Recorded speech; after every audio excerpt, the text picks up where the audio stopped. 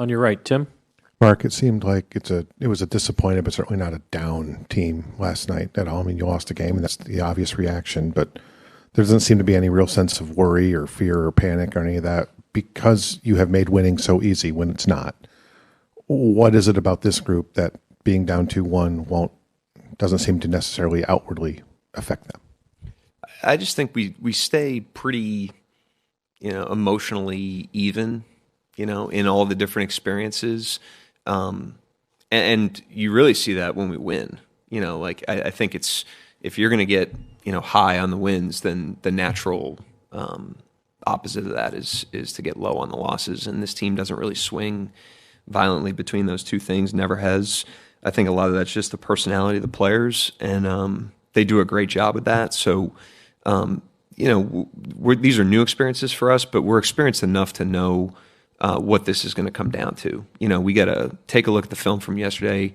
We've got to understand first what happened in the game and be able to define that accurately, and then look at the things that we can improve on and go apply those forward in Game 4.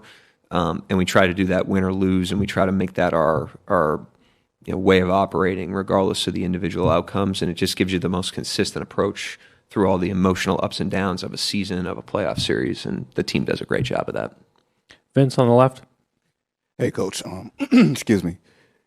Teams are well prepared this time of year. Like, there's very few things that guys aren't prepared for. But how can you prepare your players for T.J. McConnell coming and stealing an inbounds pass, or Ben Mathurin taking those mid-range shots that ideally you want them to take? And these are sort of momentum changing plays. How do you prepare your teams for these violent swings throughout the course of the game? I think a lot of it's just, controlling what we can control, being who we are, taking the game as it comes, understanding it's a 48-minute game, understanding it's a series, and there's going to be natural swings in that.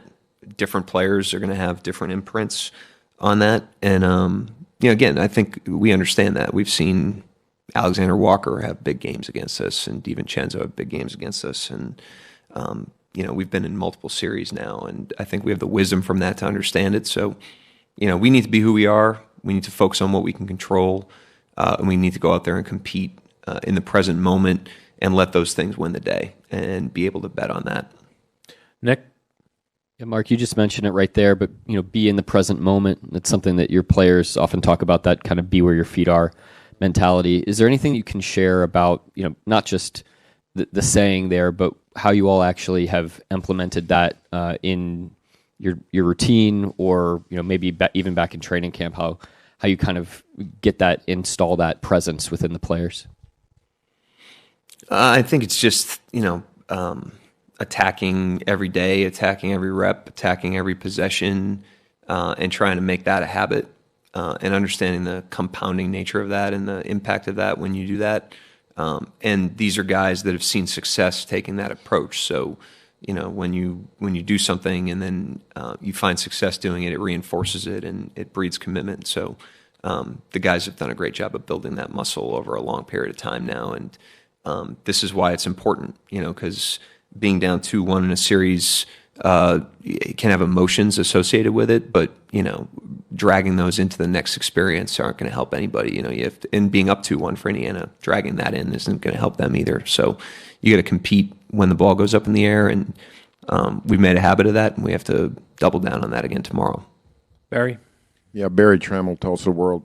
Mark, Shai seems more emotionally agitated by Nembhard than anybody else all season. What's he doing to, I don't know if he's knocked him off his game, but he's clearly a little bit more emotional than we've seen.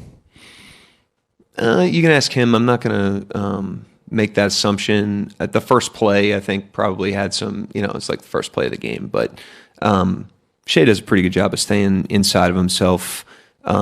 He's not perfect, and he probably gets, I don't even know what the word would be, but he probably gets off his game, from time to time, possession to possession. But I think one of his superpowers is his ability to get back into the next possession, the next game, the next experience. He's the last guy I'm worried about with that. But that said, Indiana's done a great job, through 3 games of the series against us. So like I said, we haven't played our best Certainly in Game 3, we didn't play our best, but I thought Indiana had a lot to do with that. So I never want to discredit the opponent or the effort they're putting in. All their team, their players, they outplayed us, outcoached us, out everything to us last night, and we need to move on and let that go, but we also need to own that so we can learn from it. Thank you, Coach. Shay will be right up. Thank you. Tim, first question up front. Shay, you mentioned last night they prioritize picking you up higher than they have.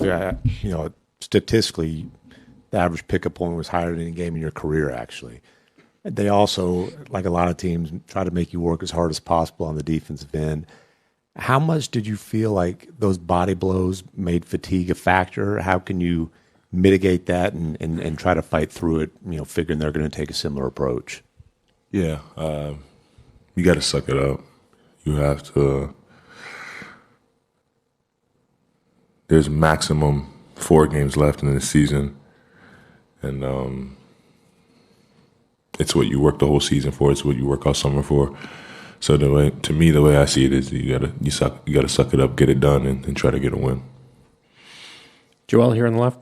Joel Lorenzo to Oklahoma. Shay, you said it just then. There's 4 games max the rest of the way. Obviously, I don't know if you feel like there's similarities between this series and the Denver series, but you were down 2-1 then. How does this maybe feel different or similar, and sort of what's the sense of urgency today with the group? Yeah, it feels a lot similar. Obviously, losing game 1 under the buzzer beater, winning big game 2, being up in game 3 and losing the lead. There's a lot of similarities. Now the teams are very different, so you can't kind of compare the situations too much. But at the end of the day, we have to be who we are and who we've been all season. And I think we got back to that in that series. If we want to give ourselves a chance in this series, it has to be the same thing. Standing over on the left. Shay, Modest Buzelis, NBA player correspondent. I wanted to ask you about how are you guys adjusting to Indiana's pace and how fast they play? Pretty good. We play pretty fast ourselves, so it hasn't been too much of an adjustment period. It's been pretty comfortable. But yeah, they do play fast, and it's been fun. Over on the right, John. John Hollinger from The Athletic. Shay, when Andrew was trying to deny you after made baskets so that they wouldn't even kind of inbound it to you, is that something where you want to get the ball more often on those, or are you okay letting them inbound it to somebody else and you're coming up the floor then off the ball? I'm okay with both. There's a lot of guys that can make plays and handle on the team. I don't have to be on it 24/7. Now, I do think there's moments where it is beneficial for the team for me to touch it early. But I think it's a mixture. It's a blend, just like anything else. Yeah, I think both is fine. Do you think you had the right balance last night, or do you feel like you need to tilt it a little more toward being on the ball? Or? I wasn't mad at the balance last night. Not at all. Barry, second row in the middle. Trammell, Tulsa World. Shay, you seem a little more emotionally agitated in this series by Nembhard than in anybody else you've played against this year. Is he doing anything extra to get under your skin? Is it because of your long history together? Is that part of it, or what exactly is going on there? I'm not too sure. I don't know what you're talking about. I don't feel emotionally agitated at all. So I don't know what's going on. But I don't feel emotionally worked up at all. Joe up front. Hey Shay, I wanted to follow up on Tim's question. Did whether it was the pace or some of the extra bumps that you took last night, did you feel that wore you down a little bit going into the fourth quarter? I'm not too sure. I don't think so. It's a physical game. We've had plenty of physical games. We've had games like that where I've been great late, and games like that where I've stunk late. I don't think it was anything out the blue or anything I haven't seen before. The last two, Nick, and then the back right. Shay, you guys often talk about just being in the moment and being present. I just wonder, is there anything you guys, or you maybe specifically, do to actually implement that into your mental routine, or something that you guys do as a group to get to that place? Nothing specific. I just think we've hung our hat on that all year, and it's something that we're pretty used to, something that's very comfortable for us. It's almost like a default. Last question, back right. Shai, Dominic Contini, ESPN. Your pace is always your own, slow and surgical, and you always move with calm confidence. How do you keep that identity with the other team when it's trying to speed you up emotionally and physically? And what does your version of leadership look like when you're down in a final series? I try to just honestly, I don't even really think about it too much. It's become so second nature, the way I play, the way I think about the game. It's just part of who I am. And then my leadership is the same as it's been all year. Been organic to who I am. Never overbearing, but if something needs to be said, I say it. Pick my spot, pick my moments. But I think above all, just like be organic to who I am. Thank you, Shai. Jalen will be right up. Dub, we hear Mark talk a lot about being present and trying to be where your feet are. And I just wonder if there's anything you can share about maybe how that is implemented within the group, either dating all the way back to training camp or for you individually. Yeah, that dates back to when he first started saying it. We were in LA last year, and that was during LeBron's, like, however many points he scored, it was like 100, whatever. But just like the idea behind it for that was there's going to be so much going on in the arena during like Bron's moment that you kind of have to like be where your feet are. Like you have to lock in and stay present in the moment. And from there, we kind of just ran with it. There's been so many outside factors and a lot of noise that have gone into like my last 3 years. And then obviously like being in the finals, the cup, all that stuff, that it just kind of became like a little like team mantra. It's just something to kind of remind us of like how far we've come, and like the more we can get back to zero, the better we'll be. Tim up front. You guys are ahead on point differential in 3 of the 4 quarters of the series. And the exception obviously being the fourth quarter. As you've studied it, as you guys have met, what has to change for you guys to be able to finish the way you've played in the first 3 quarters in the series? Just not having any let up defensively. That's our identity, and we've kind of like strayed away from it a little bit. I think when you're scoring at a good rate, sometimes it can drop off a little bit, and that's just something that we've looked at. And there will be some game plan adjustments for sure, but a lot of that is just like competing. I don't want to say competing because that sounds like you're out there not trying, but I think just defensively, like locking in on a lot of the little things, to not let them get comfortable and make those bigger runs late in the game. Standing on the left. J-Dub, Modest Bazalis, NBA player correspondent.